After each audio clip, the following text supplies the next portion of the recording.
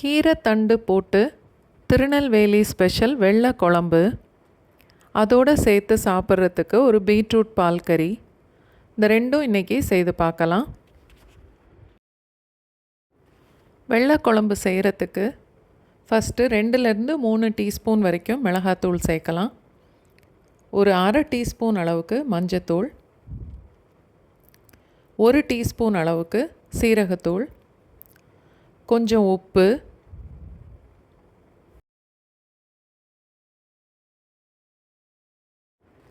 ஒரு பாதி எலுமிச்சம்பழம் அளவு சைஸில் உள்ள புளி, அதை கரைச்சி எடுத்திருக்கேன். ஒரு அரை கப் அளவுக்கு இருக்குது.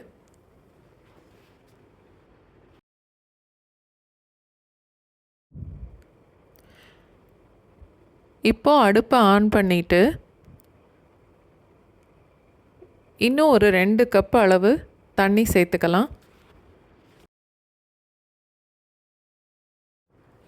சின்ன சைஸில் 2 தக்காளி, ஒரு 2 கப் அளவுக்கு நான் கீரை தண்டு எடுத்திருக்கேன். கீரை தண்டுக்கு பதிலாக முருங்கைக்காய் இல்லை கத்திரிக்காய் கூட சேர்த்துக்கலாம்.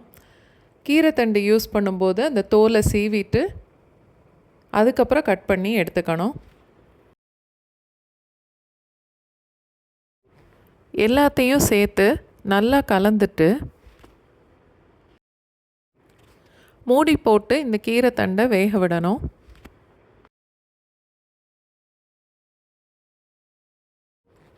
குழம்பு கொதிக்க ஆரம்பித்ததும் ஒரு தடவை நல்லா கலந்துட்டு மறுபடியும் மூடி வச்சிடலாம்.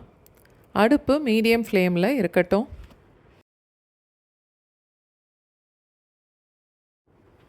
ஒரு 3/4 கப் அளவுக்கு தேங்காய் பூ, 7 இல்லை 8 சின்ன வெங்காயம், இது ரெண்டையும் சேர்த்து மிக்சியில் நல்லா நைஸாக இது மாதிரி அரைச்சி எடுத்துக்கணும்.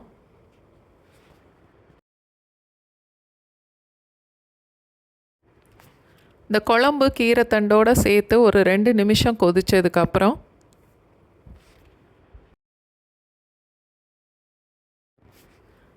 அரைச்சி வச்ச தேங்காவையும் சேர்த்துட்டு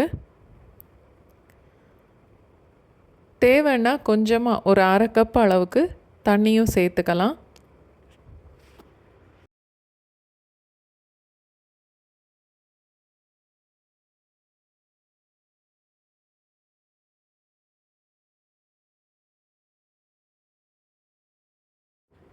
நல்லா கலந்துட்டு மூடி வச்சிடலாம். கீரை தண்டு வேகட்டும்.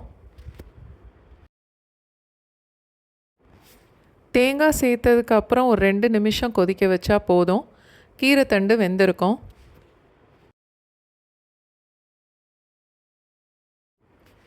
இந்த குழம்பு ரொம்ப கெட்டியாக இருக்காது, இது மாதிரி கொஞ்சம் தண்ணியாக தான் இருக்கும்.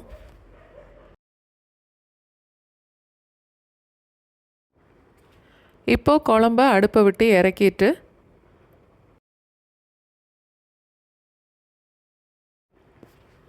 இன்னொரு பேனில் தாளிக்கிறதுக்கு ஒரு 2-3 டீஸ்பூன் அளவுக்கு எண்ணெய் ஊற்றிட்டு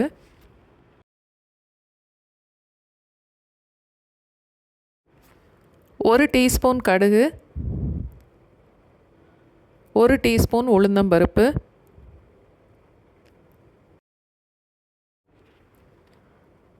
கொஞ்சம் கருவேப்பிலையும் சேர்த்து தாளிச்சிட்டு இதை எடுத்து இப்போ குழம்போடு சேர்த்துடலாம்.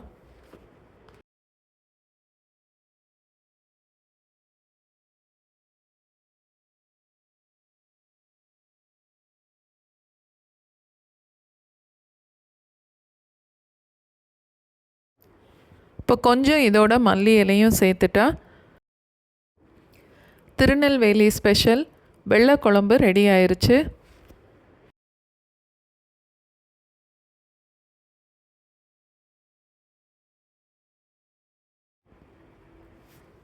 அடுத்து பீட்ரூட் பால்கறி செய்கிறதுக்கு ஒரு 2 டீஸ்பூன் அளவுக்கு எண்ணெய் ஊற்றிட்டு ஒரு 1/4 கப் அளவுக்கு நீளமாக வெட்டின வெங்காயம், ஒரு 4 இல்லை 5 பச்சை மிளகாய், ஒரு கொத்து கருவேப்பிலை சேர்த்து ஒரு தடவை வதக்கிட்டு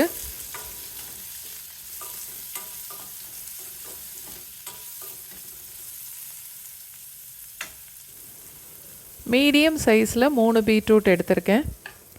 துருவுனது ஒரு 2.5-3 கப்புக்குள்ளே இருக்கும்.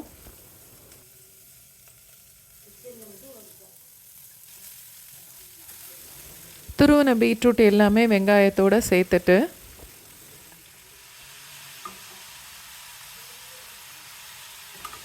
இந்த வெங்காயத்தோட பீட்ரூட்டையும் சேர்த்து ஒரு 30 செகண்ட்ஸ் வரைக்கும் வதக்கிட்டு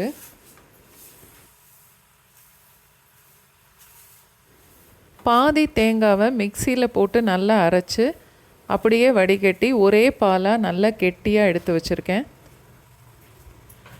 அதில் ஒரு 1/4 கப் அளவுக்கு இப்போ பீட்ரூட்டோடு சேர்த்து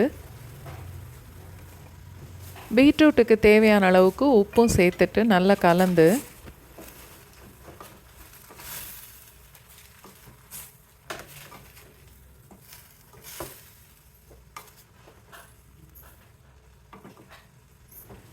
பீட்ரூட் இந்த பால்லையே வேகிற வரைக்கும் மூடி போட்டு வச்சிடலாம்.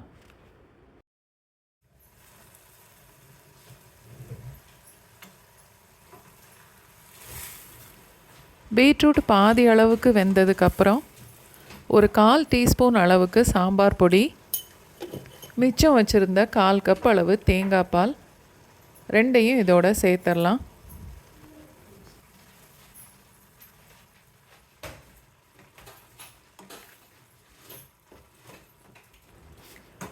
மறுபடியும் மூடி போட்டுட்டு 1 நிமிஷம் வரைக்கும் மீடியம் ஃப்ளேம்லேயே வச்சிடலாம்.